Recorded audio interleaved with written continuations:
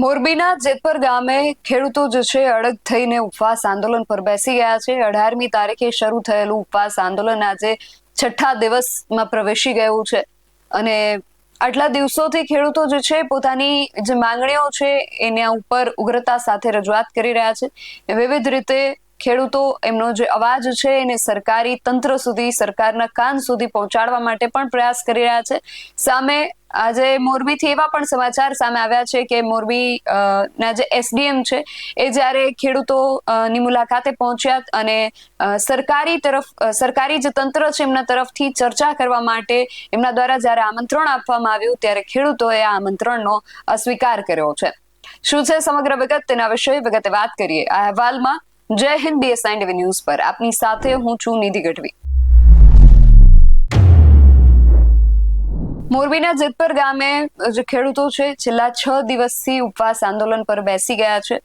ખેડૂતોની તબિયત લથડિયાના સમાચાર પણ વારંવાર સામે આવી રહ્યા છે। ગઈકાલે જ આપણે રાત્રે જોયું હતું કે સાંજના સમયે, રાત્રિના સમયે બે જે મહિલા ખેડૂતો હતા એમની પણ તબિયત લથડી હતી અને એમ્બ્યુલન્સ મારફતે એમને જે સરકારી આરોગ્ય કેન્દ્ર છે ત્યાં એમને લઈ જવા પડ્યા હતા અને ખેડૂતોની તબિયત જે છે એ વારંવાર લથડી રહી છે કારણ કે 6 દિવસથી ઉપવાસ આંદોલન પર બેસી ગયા છે।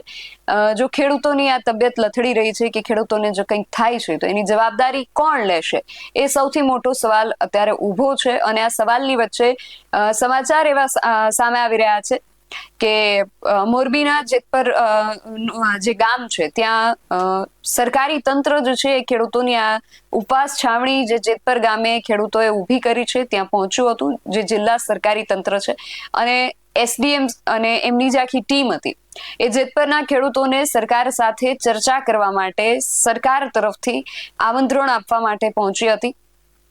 પરંતુ જેતપુરના જે ખેડૂત આંદોલન સમિતિ છે એમણે આ સરકારી આમંત્રણનો ઇનકાર કર્યો છે, એમણે આમંત્રણને સ્વીકાર નથી કર્યું। એમનું કહેવું છે કે કામ બંધ નહીં થાય ત્યાં સુધી કોઈ પણ પ્રકારની મંત્રણા કરવામાં નહીં આવે।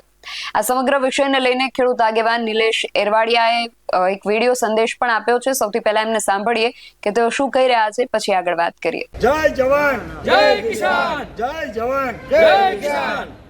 જેતપુર મુકામે મોરબી જિલ્લાના ઉપવાસ છાવણીમાં કાલ રોજ મોરબી જિલ્લા સરકારી તંત્ર સરકાર તરફથી આમંત્રણ લઈને આવેલું કે સરકાર સાથે ચર્ચા વિચારણા કરવા માટે અમારી છાવણી ઉપર એસડીએમ શ્રી અને તેમની આખી ટીમ આમંત્રણ આપવા માટે આવેલી, પરંતુ જ્યાં સુધી કામ બંધ કરવામાં નહીં આવે અને સરકાર દ્વારા પરિપત્ર જાહેર કરવામાં નહીં આવે ત્યાં સુધી સરકાર સાથે કોઈ પણ ચર્ચા કરવામાં નહીં આવે એવું અમે જણાવેલ અને એનું આમંત્રણ ઠુકરાવેલ છે સમિતિ તરફથી।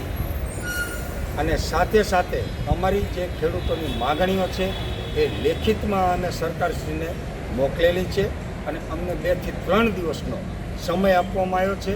તો એ 2 થી 3 દિવસની અંદર સરકારશ્રી તરફથી પરિપત્ર જાહેર થાય અને આ ખેડૂતોનો પ્રશ્નનું નિરાકરણ થાય એવી ઈચ્છાઓ રાખીએ છીએ।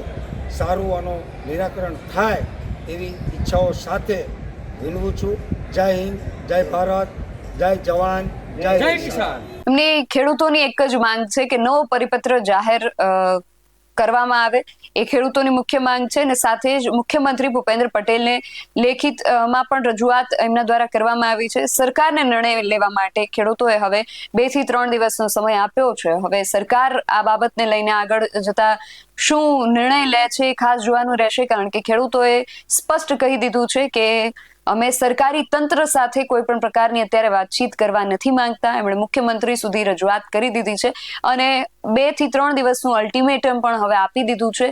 હવે આ 2-3 દિવસનો જે સમયગાળો છે એ ખૂબ રસપ્રદ રહેશે કે આગામી સમયમાં શું થાય છે જોવાનું રહેશે। એક તરફ ખેડૂતો ઉપવાસ આંદોલન પર બેઠા છે એટલે એમની તબિયતને લઈને પણ સતત ચિંતા જે છે એ પ્રવર્તી રહી છે અને બીજી તરફ હજુ પણ 2-3 દિવસનો સમયગાળો જે છે એ અલ્ટિમેટમના કારણે લંબાયો છે એટલે હવે આગામી 2-3 દિવસની અંદર હવે આ સમગ્ર વિષયને લઈને શું થાય છે એ ખાસ હવે જોવાનું રહેશે।